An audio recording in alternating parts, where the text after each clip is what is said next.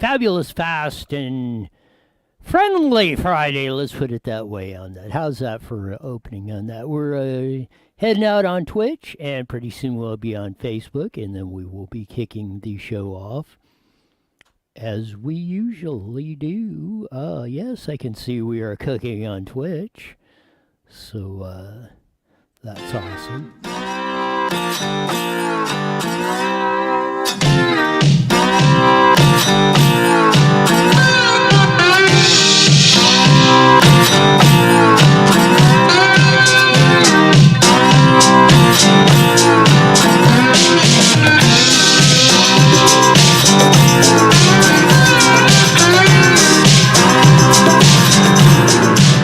There's that funky slide guitar music that comes on every Monday through Friday. No, we're not there yet. On High Newswire, both on Facebook, Twitch, and YouTube. We will be joining the Mighty Met 1490, aforementioned, at the bottom of the hour, and we'll have Steve Greenhut, a longtime columnist, and that will be chucking over some of the issues in California going on across the board in only the unique fashion Steve Greenhut can bring you on the air. We love it going back and forth. I want to see if we actually are up on YouTube on that. And getting ready to kick off the day with this on that. Number 4, please. CDC changes social distancing guidelines of schools to 3 feet. So I wonder what they'll be tomorrow. Centers for Disease Control updated their distancing guidelines to 3 feet. Teachers unions were saying, well, that's why they were holding out on the teachers were holding out on the 6 feet distance, saying, oh, well, we can't go back till we're 6 feet. CDC this, science says. Well, the science doesn't say that. Never did say that.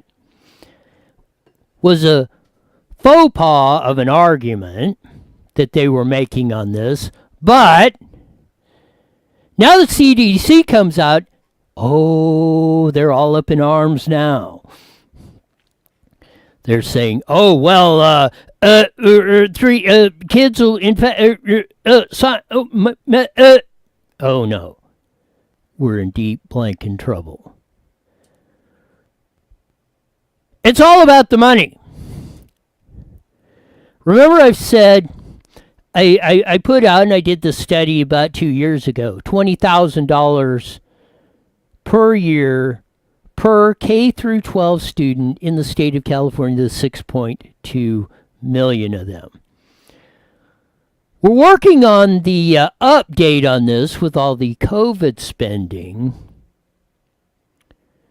But I will tell you, it's going to be way north of $25,000 per student. Well, not quite 6 million, maybe, depending on how we're going to do it. And the absolute fraud that's being permeated not only to those paying the bill, the taxpayers, but the fraud that's being committed by school districts, by a majority of the teachers all up and down the state of California. Cicely Maret Cruz, president of United Teachers of LA. One of her members is filing suit, trying to get out of the union, was a union leader, supported the union, and a teacher, obviously, of being a UTLA member. Says, I'm pulling out of the suing. Has to sue to get out of the union. Said, I've had enough. With them asking for pulling the police out of the schools, he said, that's it. Now, I would mind you, I mean, it may suffice to come later, but I bet you the racist rhetoric that's been spewed by UTLA President Cicely Maret Cruz on this whole situation saying it's wealthy white parents and Middle Easterners who want their kids back in class. People of color, whatever that's supposed to mean, don't want to go back to class. Well, that has been proven, is proven, and is decidedly incorrect. Vast, overwhelmingly, majority of the parents want their kids back in class. Judge Cynthia Friedman down in San Diego issued this week an order that North County School District could open full-time. We had an update on that yesterday, that the Turlock School District is using that case to open their schools up 5 days a week.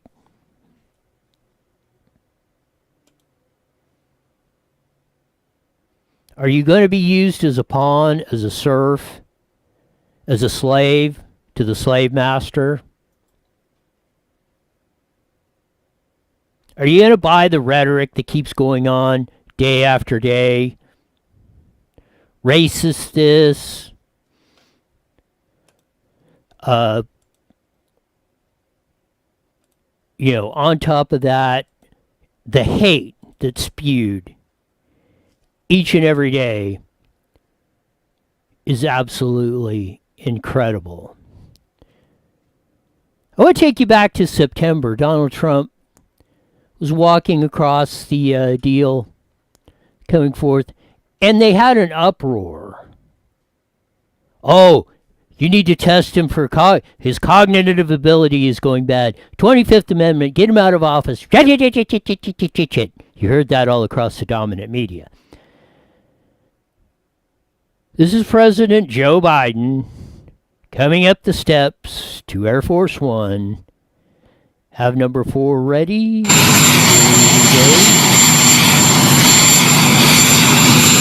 across the tarmac, getting ready to walk up the stairs to the 747 of Air Force One, flanked probably by security, Secret Service.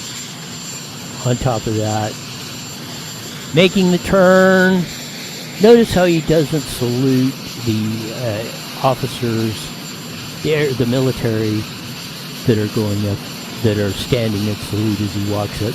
He's walking up the steps. There's first, number 1, number 2, number 3,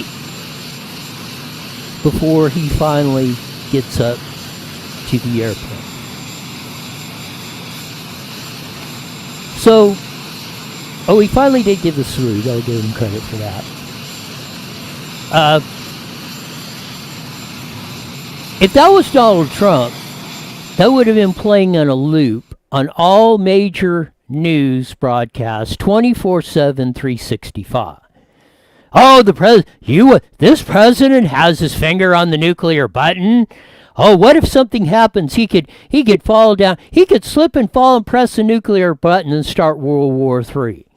Annihilate 90% of the population. That would be the rhetoric I would almost guarantee you would be going on if that was Donald Trump that walked up those steps and did that.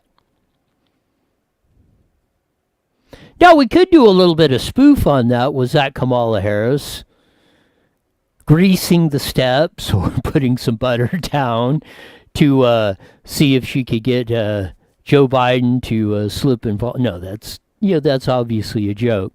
But it's not a joke, because that's what Donald Trump was, just walking and slipped a little bit, and you would have thought he was in ICU on IVs on life support, about ready to croak. Now, this could be just nothing, could have been slippery on the steps, could have been something, somebody spilled something. I highly doubt it, but you always see Jill Biden, usually, and this is unusual, Jill Biden wasn't holding his hand. You watch him coming out in and out of the press conference, Jill Biden's taking Joe by the hand and walking him out. Maybe this is why, just as you've seen on this deal, he cannot walk somewhere by himself, unattended.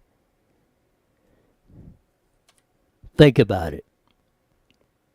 and think about what would have happened and what we would be talking about if this was a few months earlier and Trump would have done that slip going up the steps like that. Like I say, World War III would have been breaking out en masse.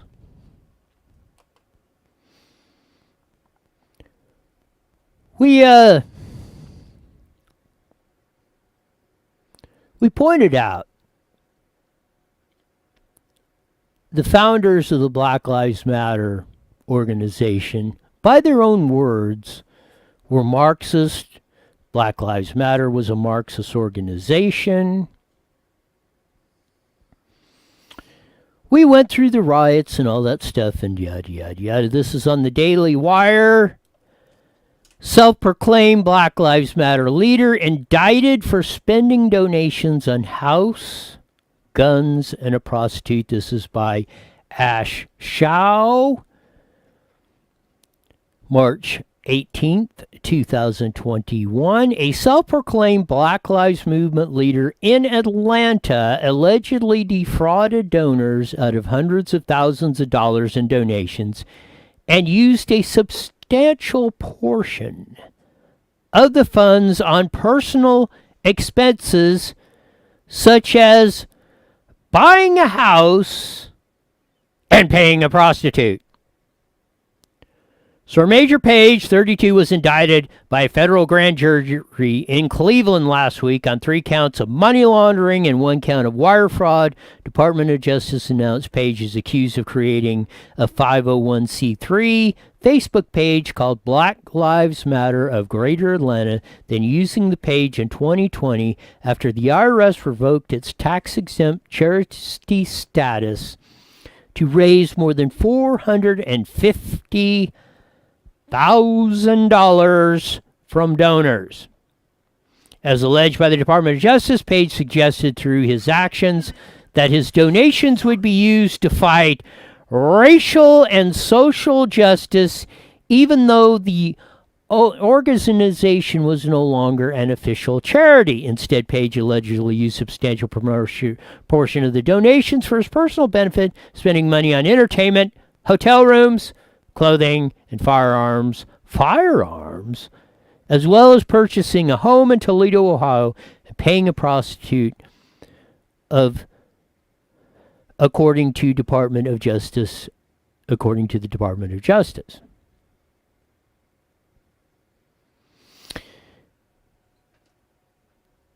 This is Black Lives Matters and the leaders. And if guns are so bad, why was he buying firearms?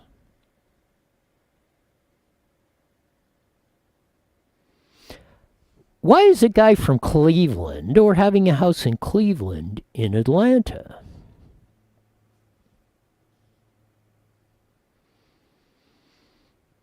Let's take you back to November of 2020. Election night and into the morning, next morning, November 3rd and 4th.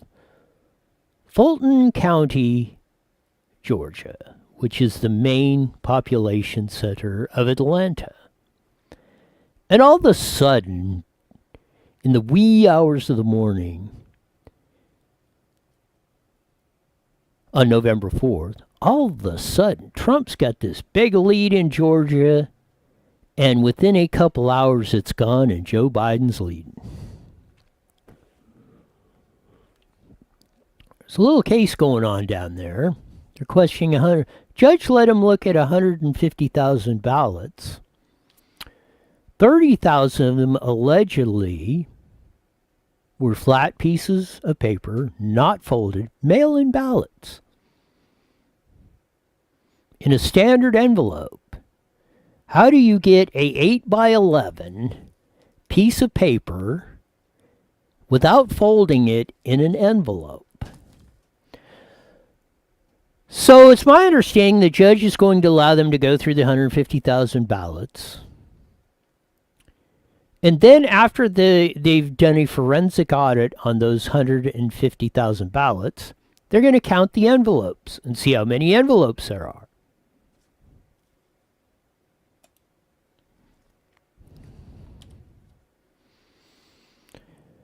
Things may be heating up all the way around, not only from coast to coast, far and wide.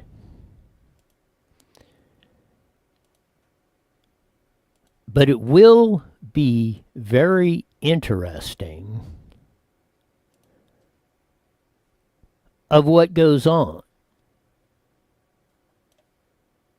A lot of people have asked me, well, now that it seems like the recall of Gavin Newsom is very imminent, with over 2.1 million signatures on hand, in the county registrar's possession, Secretary of State will see at the close to the end of April what that process. They need 1.5 million approximately good ones, valid signatures of registered voters in the state of California. If that happens, which it very likely is, that's over 30% of what they need.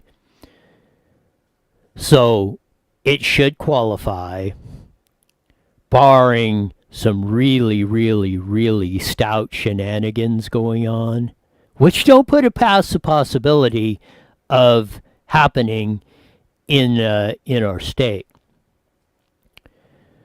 But we're looking at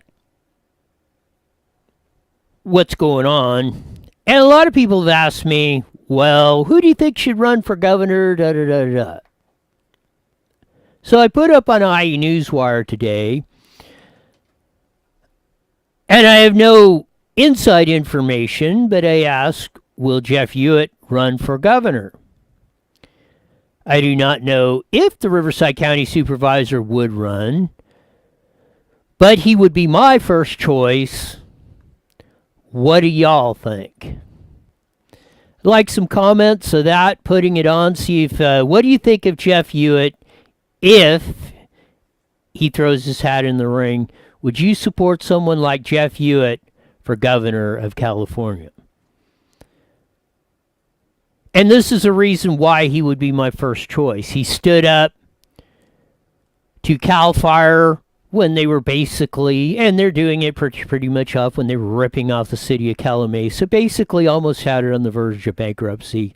They started their own fire department, saved $750,000 out of a $5 million general fund budget. Not only were they able to provide adequate, if not better, fire protection for the city of Calumet, they were able to pave more roads, build more parks, lots of great things in the city of Calumet by that one act of getting that stuff done.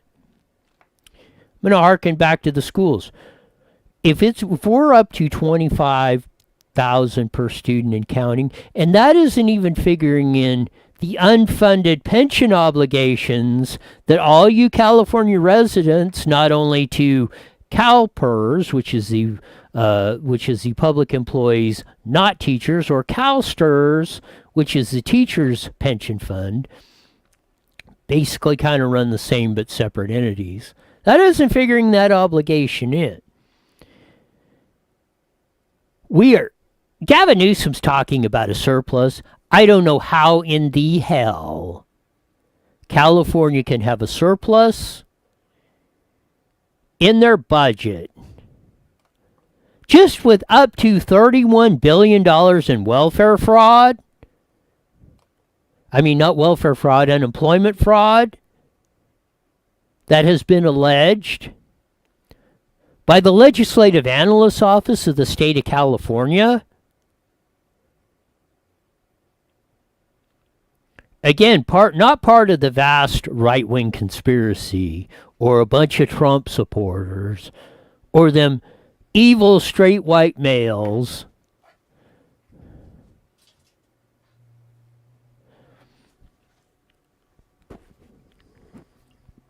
This is what we're looking at.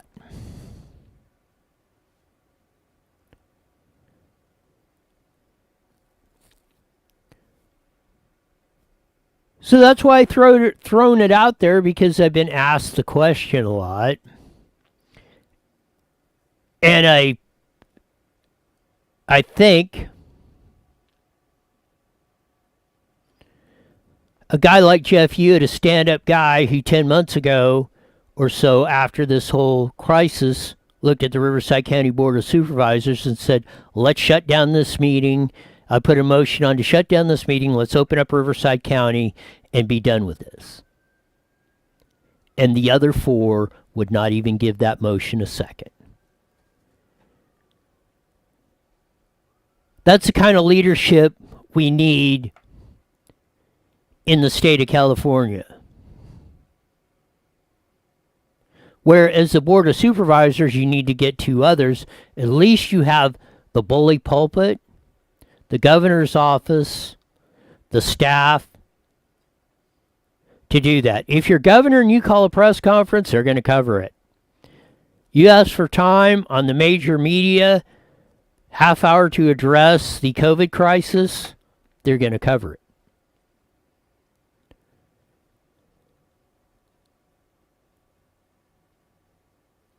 There's a lot more ability to affect change from the governor's office, which we know. This, on the anniversary, 1 year anniversary of when when Governor Gavin Newsom ordered the first lockdown of any state in the United States. And we are still in Gavin's gulag a year later with no end in sight. Listen to Fauci and the crew. Oh, well, there's this new variant that's coming out. Yada, yada, yada. Just about the time, or, oh, well, you're going from the purple to the red tier, or whatever the stuff is. Mind you, he said, well, maybe we'll have a green tier someday.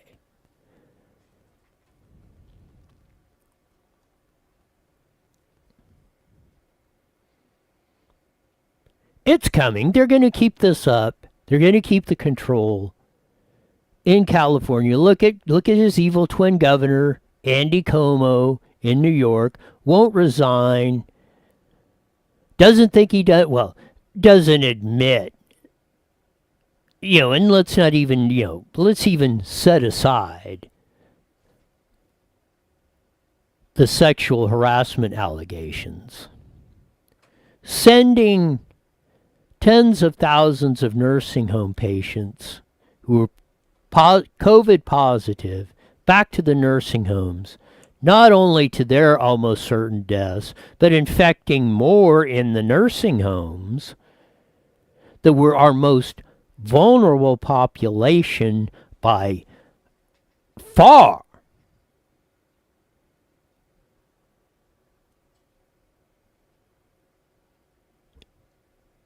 That right there, and I think, and I don't know, the legislature of New York put in there to strip Cuomo of his emergency executive order, emergency power statute, or however they frame it in there, and I don't know if it passed.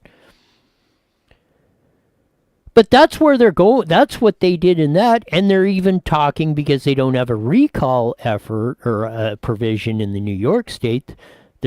Lots of people are putting the pressure on the legislature of New York to impeach Andrew Cuomo.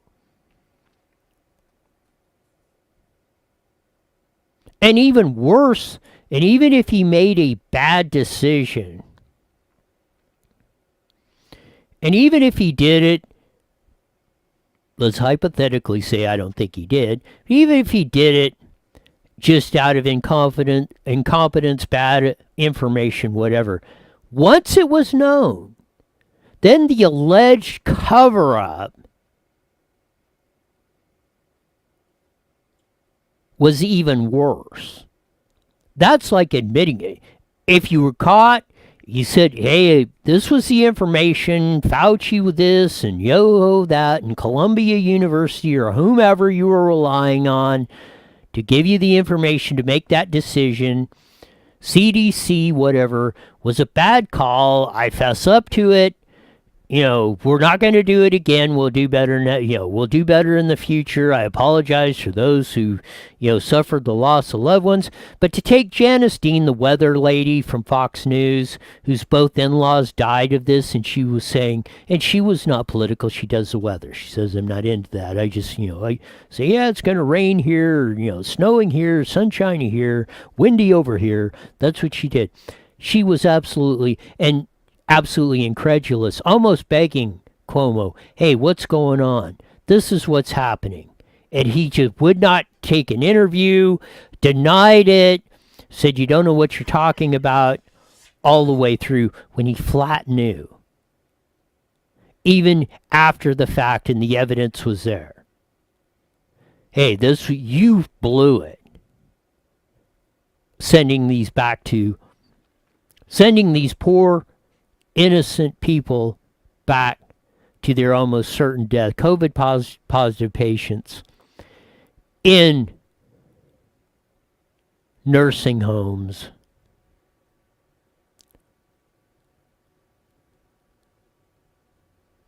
That is about the sickest thing I can even think of.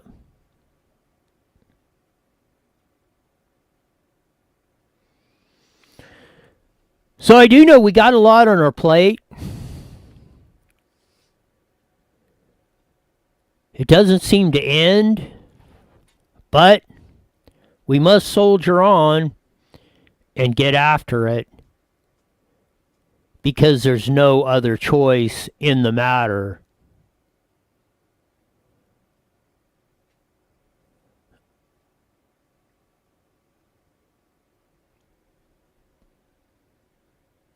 Because really, with the whole Alaska deal going on and China basically saying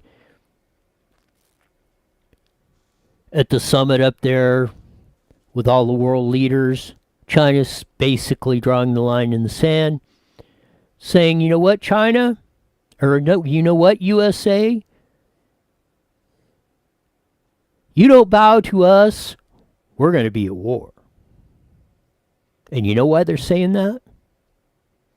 Just go back to the Obama-Biden policy, the George Bush, W. Bush, for all you Republicans, policy. Oh, well, we'll just negotiate with China, and where we agree and where we disagree. You know what stopped that? Donald J. Trump. He said, we are not going to negotiate. We are, in fact, when you have unfair trade practices, when you're stealing our companies and our people's intellectual property, which means if you develop a product in the USA, the crooks over there in China would go steal it, duplicate it, sell it back through these mail order companies that and big box stores that a lot of you go to by the droves and sell it back to you. They didn't invest one dime in developing it, didn't slave at that. They went and stole it. And Trump was putting a stop to that. Trump was putting a stop to the terrible trade deals, NAFTA, GATT, WTO, was renegotiating them, and China couldn't handle it. Their advantage was gone because America finally had a president that stood up for the people, that stood up for business owners by the tens of thousands that have had their sweat, labor stolen from them.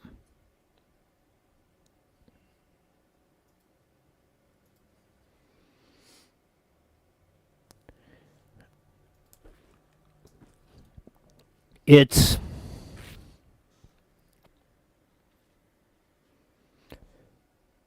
coming to a head. And California is either going to lead us up or continue us swirling down the funnel. Hey, Roy. How are you doing, Sean? 1 minute. 1 minute? You're putting the pressure on me again. Sean coming back. Sean, the engineer who feeds us out in KMET, which will be joining that. Jesse hooking us up here in the studio, getting it all ready to go. So we make the smooth transition into that. But no, we got a lot. The work is just beginning. 30 We'll seconds. do that, and like I said, a lot of you asked my opinion who you think should run. My first choice, I don't know if he's going to do it. My first choice is going to be Jeff Hewitt, supervisor out in this area of Riverside County. Hope he throws his hat into the ring. Hope a lot of people, if he does, I hope the vast majority of All right, people here vote we to go. support 10 him. seconds. OEM Supply King, we got it! IE Newswire Daily is on the air. The following is a paid program. Views and claims expressed are those of the program producer and are not endorsed by this station. Opinions expressed are not necessarily those of radio station KMBK, its management, employees, or affiliates.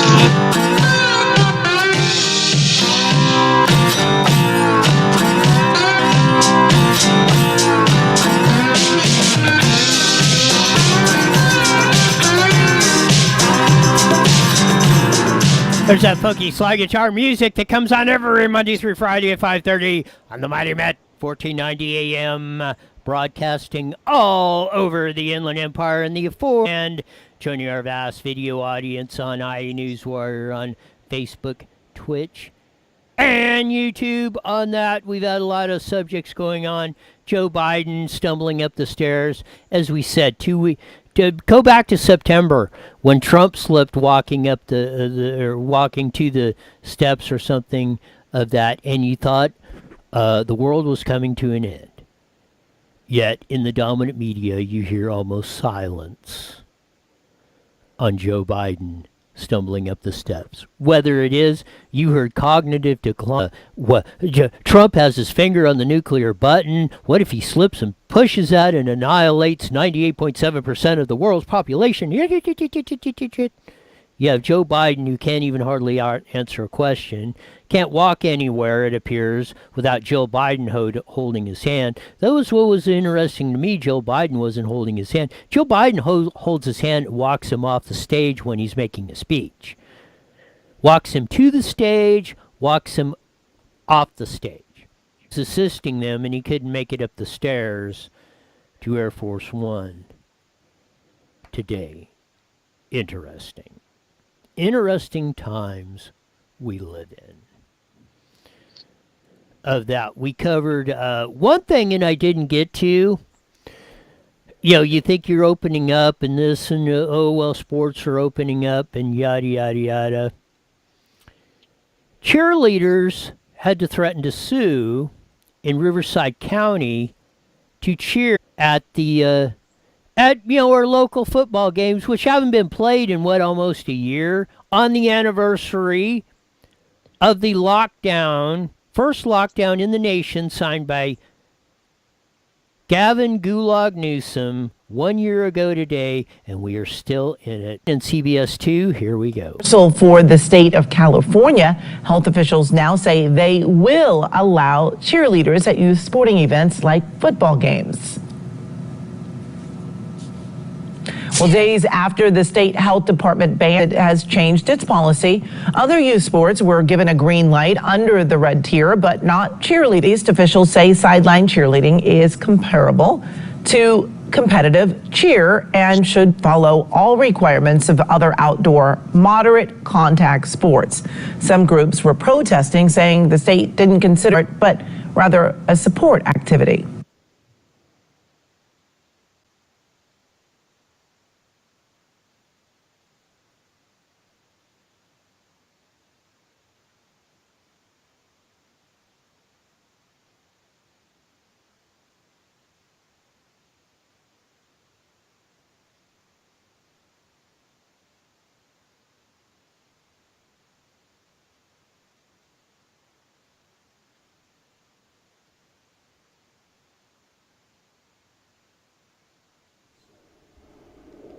Go ahead.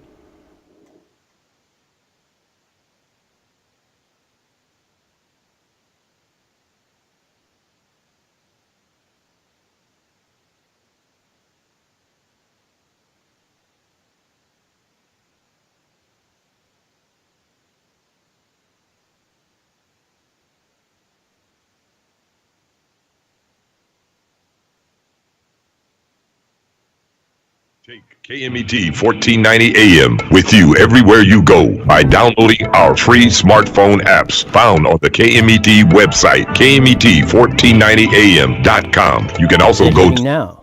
Okay. So we're back. We got the microphone issue on. Yes, cheerleading was not figured as a sport when they're cheerleading at the football game, but it was considered a sport if they were doing it alone. That's what your government officials came up with. The cheerleaders said, you can't be that. And then they had to, when they said, what is the big deal? You're letting the guys play football out there, nose to nose. On top of that, we can cheerlead as in a competition against other cheerleaders, but we can't cheerlead on the sidelines of the football game. Again, cheerleaders, high school cheerleaders said, State of California, Riverside County, you cannot be that stupid. Who backed down? Riverside County and the state of California and said, oh, well, yeah, I guess you can cheerlead at the football games that haven't been played in a year because of the state of California and we're in Gavin's gulag.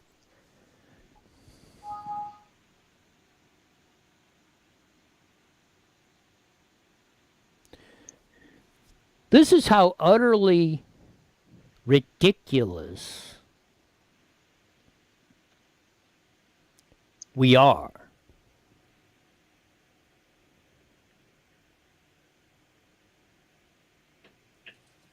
Again,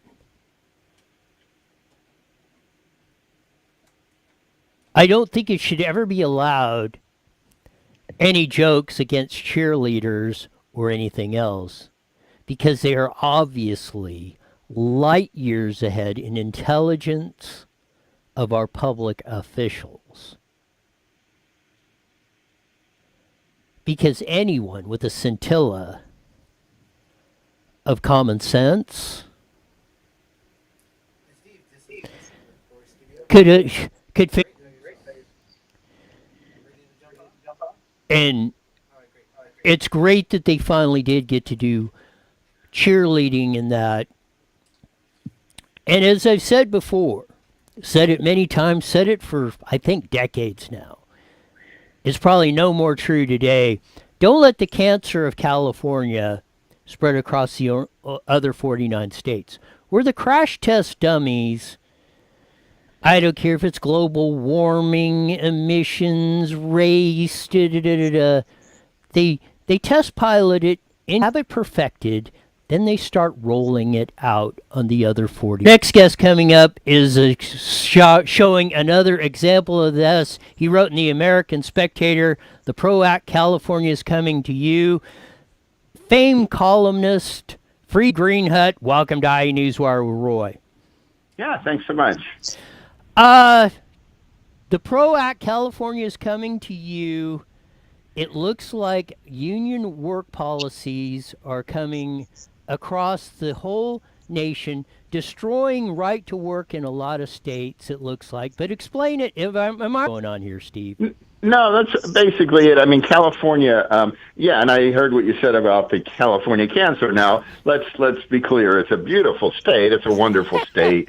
That the public policy is terrible, right? So Tom McClintock, the congressman, would always talk about how, if people leave this beautiful land to believe they have a better future in the desert of Nevada, that tells you that it's a man-made problem here. So I'm not into dissing our lovely state or its people.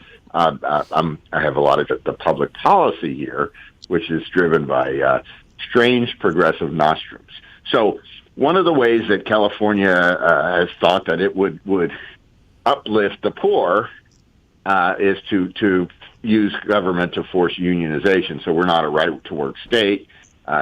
Collective bargaining, We have unionization everywhere, and in the public sector, where public employees get these six-figure pensions and running up huge pension debts. But the PRO Act basically undermines right-to-work laws throughout the rest of the country, and gives unions all sorts of special privileges in organizing. And that is kind of a California-ish approach. California, the state with the highest poverty rate, is going to instruct the rest of the country on how to help the poor. So anyway, one of the most controversial labor policies that California has embraced, obviously, is Assembly Bill 5, which basically banned companies from using private, it was targeted at Uber and Lyft and DoorDash, and it ended up costing freelancers and contractors of every sort, their jobs because companies weren't going to just hire them, for permanent employees. They just started shedding these jobs, and in many cases that undermined the very model that these app-based companies have. Now, there's been some dispute over it. The PRO Act doesn't ban free contractor labor, but it does include the ABC test that was used as part of AB 5 in their definition. It's part of, Joe Biden has vowed to apply something like AB 5 nationwide. So the PRO Act takes a step in that direction, although it doesn't apply it totally. It's just kind of complicated in how it deals with the National Labor Relations Act. But that's where the Democrats are going nationwide. They see AB 5, despite the disaster it's been, they see it as a model for the rest of the country. Yes, and this is a mentalism argument. Okay, we got it working good here in California. We basically got most people shut out. Any semblance of a free market, we're shutting out. So we'll put this, and we think we can make a deal to get this through on that. This is the first salvo.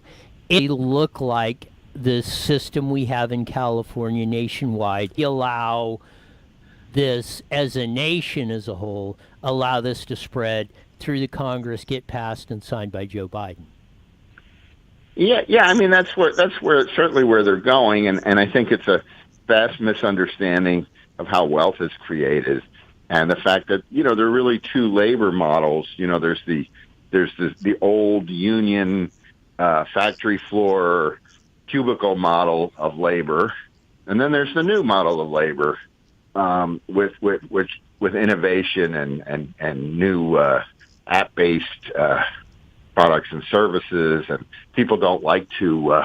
A lot of people don't want to work 9 to 5 for one employer. A lot of people like to freelance. And what we need to do is allow those new ideas to thrive. Now, nothing's always great for everybody. I mean, it would be nice if more people could get benefits.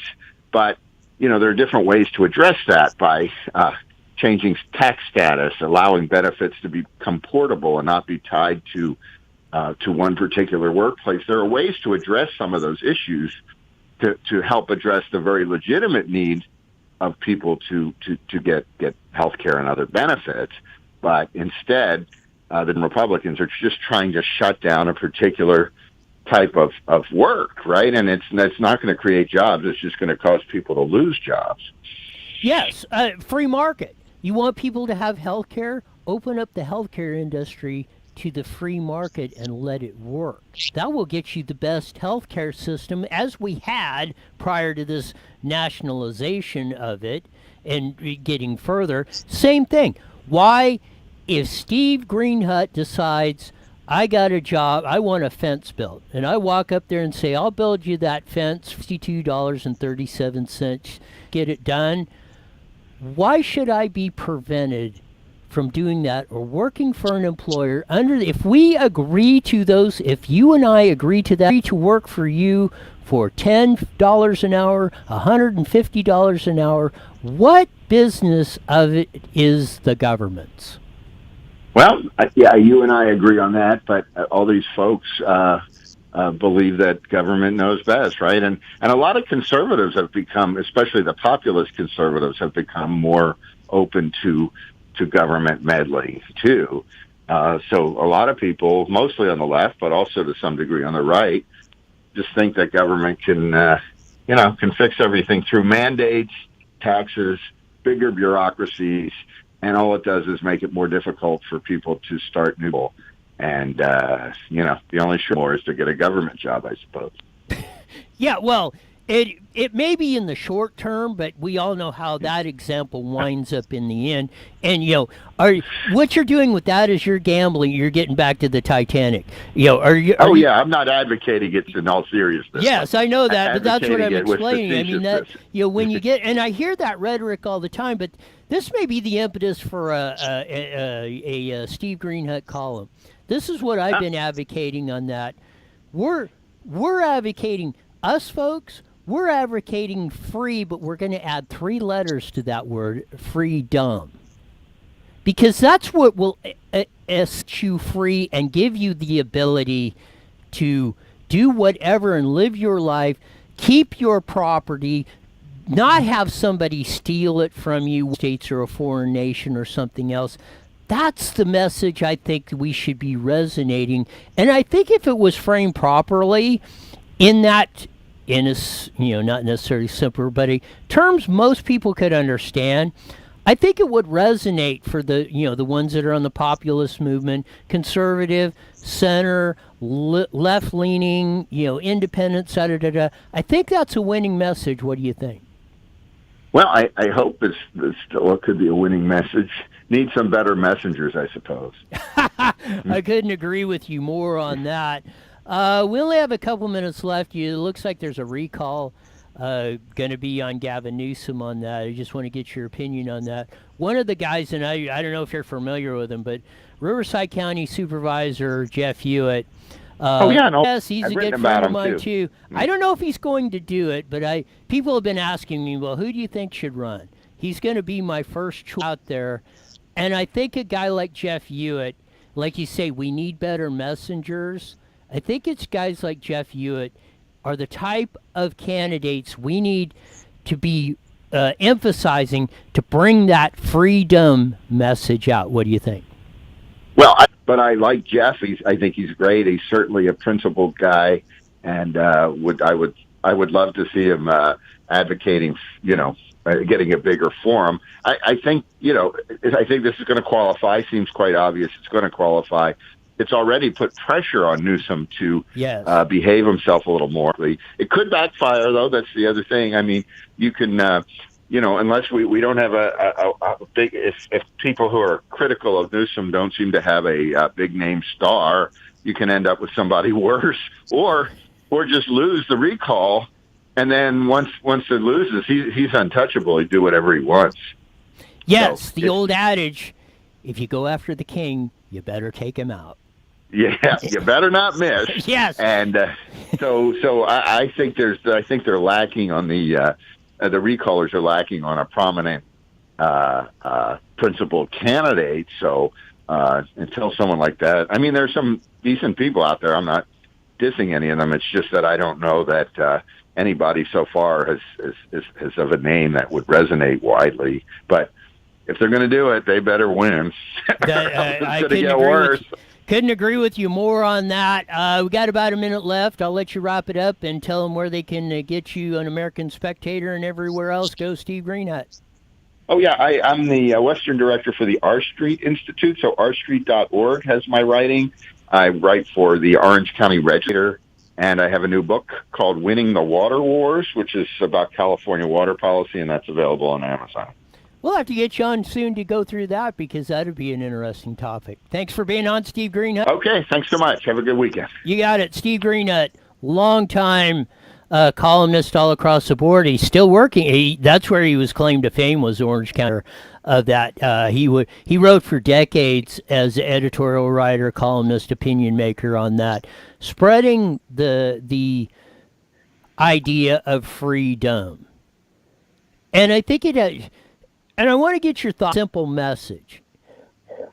One thing, and I will say this: Trump was great at the simple message. Twitter, make America great again. Whether you agree with it or not, China virus. He had a way of boiling it down or speaking or getting, using that one-liner, that's something that would focus the people's attention on whichever, where he saw where the problems were or where we needed to go. And as I will agree with Steve, and I do agree with Steve, you're gonna, you pray tell. I hope, the worst outcome in this recall of Gavin Newsom is if you fire it and miss, because then he will be emboldened. I will pull. We ran the poll the other day. If the election were held in 2022, 58% of the people right now would not vote for Gavin Newsom. That's dangerous. But where you really need to dig into that is where are that 58%? Because that 58% is going to be voting in a recall election, hopefully before the end of the year.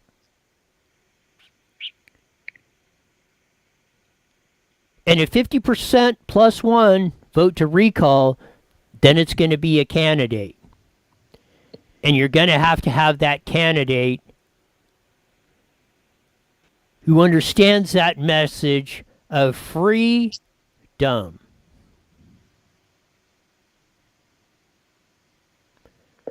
We've dug ourselves a lot of holes.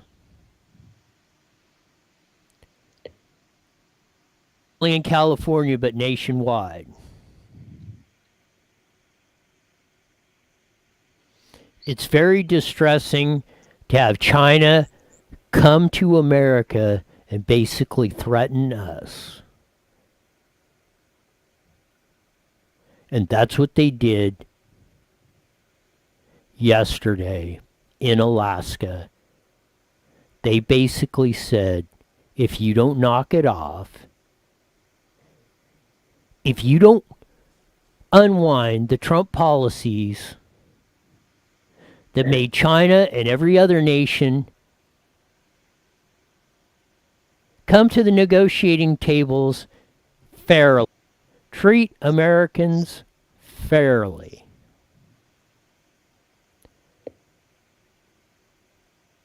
not run over us like pawns in a pond.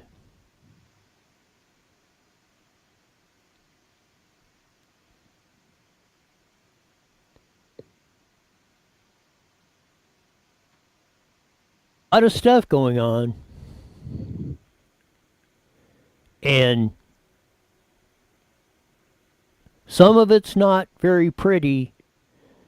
But as we said, you move, the mass, we and many others have reported on the mass exodus out of California. Well, we'll go to this, we'll go to Arizona, we'll go to Texas, we'll go to yada, yada, yada. Well, if you allow AB 5 and you allow the public employee unions to basically, through campaign cash, run your states, run your elections,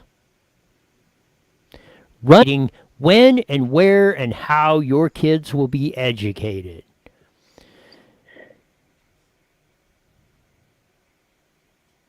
You will see what, and then after the fact, in most cases are too late and is at best 1,000 times the effort to turn around than to stop it.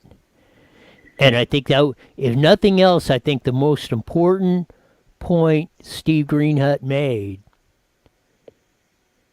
for those of you in California is you better seal the deal. You better vote Gavin Newsom out of office, and then even more importantly, you got to get behind somebody who actually has a proven track record with guts and determination and the knowledge and skill to get it done.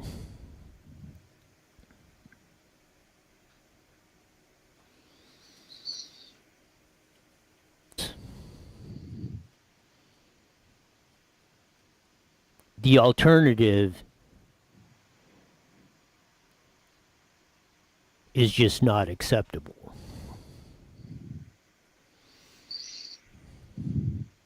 The alternative, slavery or freedom.